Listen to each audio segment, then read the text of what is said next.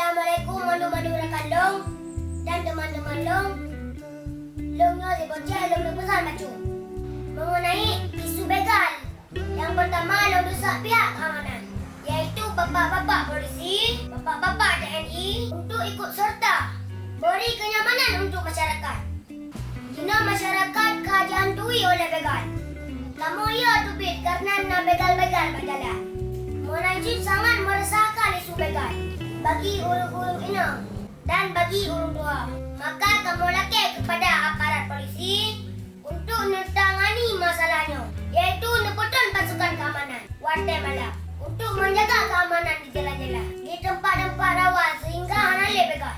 Nyolong sangat curiga makana begal di Aceh. Maka Long harap bapak-bapak polisi yang kalau digaji dengan pengerayaan, kemudian karena tugas untuk keamanan rakyat, maka tolong lebih keamanan ke rakyat. Kemudian juga Long harap kepada rakan-rakan Bandung, pemuda-pemudi, baik ikut-ikutan dalam kelompok begal. Mari sama-sama terlawan begal.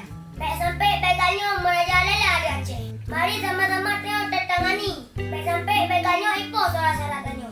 Pesan Long bercutuk kepada begal dan bos-bos begal, baik jak pegot geng di Aceh.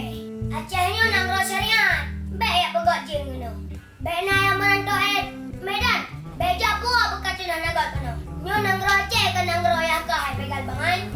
Etno ke pesan Long kepada begal-begal dan ke bapak-bapak aparat.